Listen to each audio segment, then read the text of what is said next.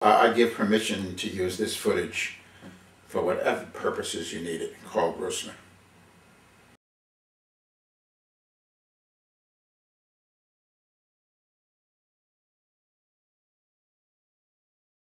Our first interview was with Karl Grossman, a reporter who had worked for the former Long Island Press, and had also written for other local publications as well, including the Long Island Advance.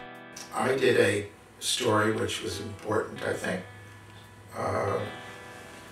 A man who used to go to the South Old Town dump to find old furniture that he would refinish, found a bunch of boxes, 6 or 7 boxes of records from the Shoreham plant at the dump under a bush. This is right after 3 Mile Island, like report after report, when components of the plant didn't meet specifications, as they say, change specifications, page 17.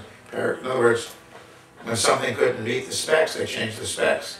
And that was a very big deal. There was hearings on those. Even this New York City Council had hearings, which I testified with Dr. Michio Kaku of the City University of New York, who helped me going over these reports.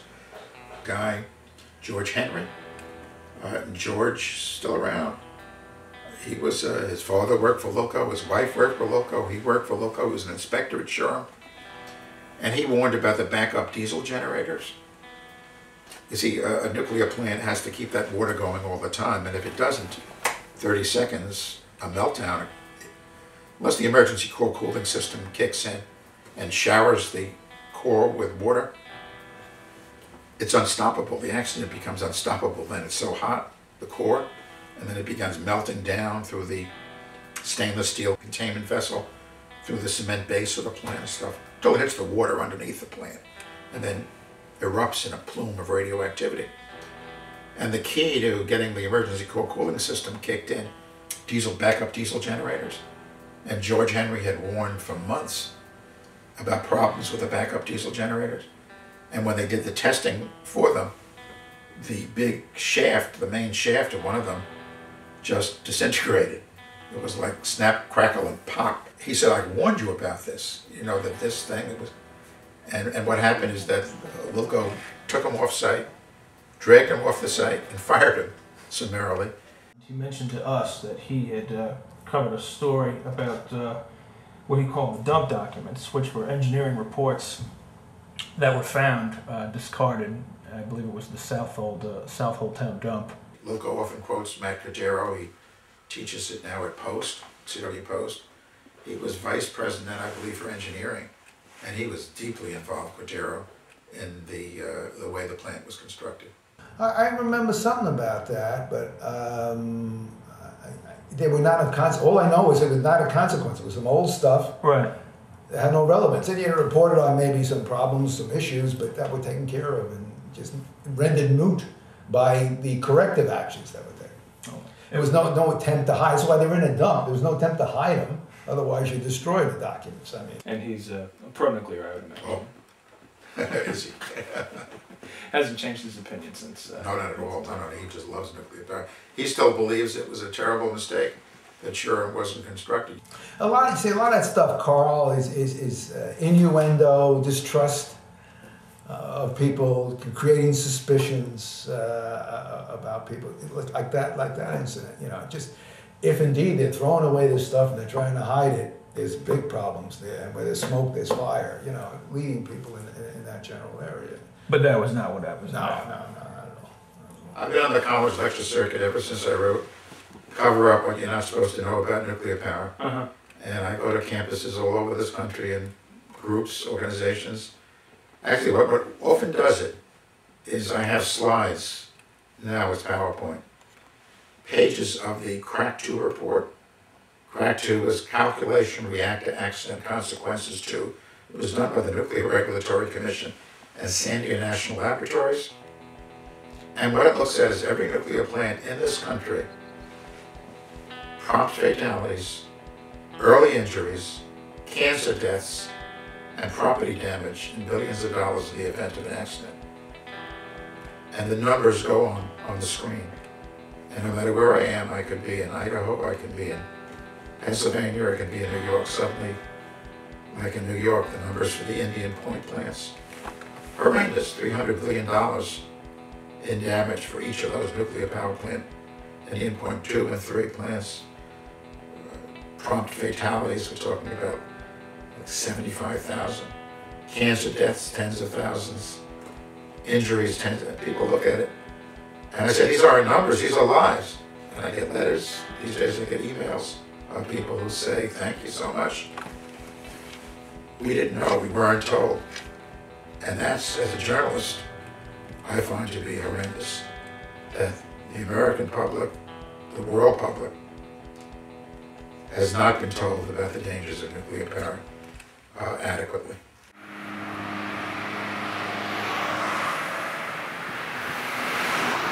What a pompous Well, I don't know if I'd say it quite that way.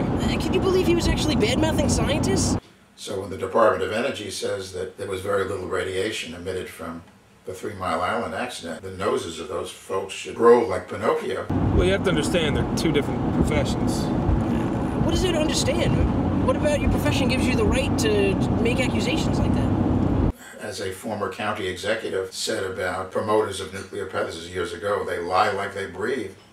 You're not going to take his words out of context, are you? I mean, we do have standards of ethics to conform to here. You as the filmmaker and I as the interviewer. I mean, if I wanted to be childish and take his words out of context, I might try something like this.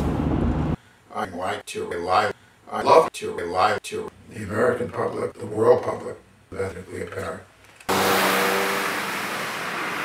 Now I want to talk about this. I have some friends in the sciences who blame scientists completely for this whole global warming problem because when they knew nuclear power was a really good, clean, safe choice, they let the hippies and the rock musicians grab all the media and do all that, and the scientists just thought that the facts would speak for themselves and kept kind of quiet. Yeah, the trouble is, blames them for that. Yeah, but crew-cut conservative engineers are not generally good communicators. It's the same problem with many people in the primary industries, whether it's forestry or agriculture or fishing or energy, is that the people who gravitate towards those industries are not generally communicators. They're not generally the Madison Avenue type. It's not Jane Fonda and Jack Lemmon. Precisely. They're not just entertainers, right?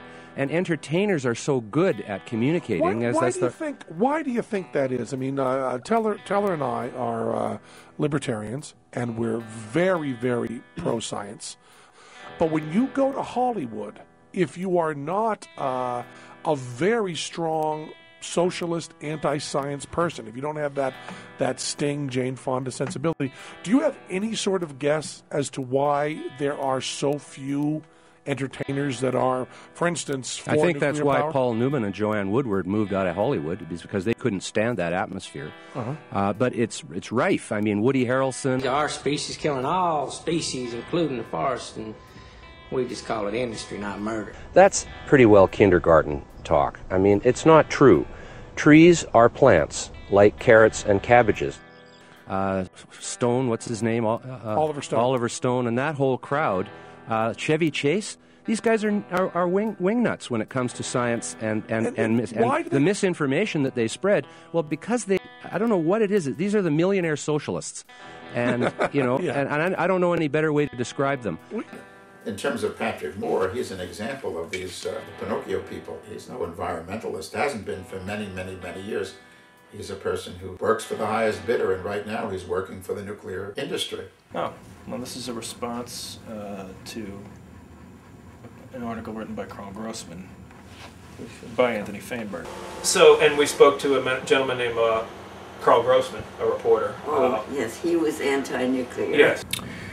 To the editor, and Karl Grossman's week replied to Dr. Eugene Weinstock's devastating critique, published in the Letters in September 29th issue, of his repeated and blatant inaccuracies. One sees, again, evidence of Grossman's unforgivable ignorance regarding Brookhaven Laboratory. Except for the people who are involved in the business of nuclear power, General Electric, these big companies, these scientists at these national nuclear laboratories like Oak Ridge and Brookhaven Lab and so. You know, I mean, they got a stake in it because it butters the bread they eat. Brookhaven's current mission includes basic research in biology, medicine, oceanography, chemistry, microbiology, and physics. Much of the physics research is perhaps popularly referred to as nuclear science, but is in fact subnuclear physics, which has nothing whatever, no matter how remotely, to do with nuclear power. People just get so afraid of nuclear power and of radiation. Just even nowadays, people are so afraid of radiation. And of course, we live with it every minute of our lives. If Grossman is seriously interested in terminating his abysmal lack of knowledge and pathological hatred for Brookhaven, perhaps he should visit it. Finally, on the Sandia Laboratory report, you'd have one of these liars for hire from the nuclear establishment, nuclear industry say, oh no, this isn't exactly what the report said. Or it is incredible to me that even after Weinstock's letter, he still makes grossly false statements about it which reveal either an inability to understand what he reads or a total lack of honesty. The Sandia report, first of all, does not postulate a 1 in 100,000 chance of a severe loss of life about which he talks, but only of a core meltdown. Not all core meltdowns cause loss of life. In fact, the report clearly shows that the extreme loss of life which he references occurs not 1 in 100,000, but 1 in hundreds of millions of years. The difference is that the probabilities of just the right events occurring after the meltdown, in terms of weather, reduce the likelihood of his extreme case by this much.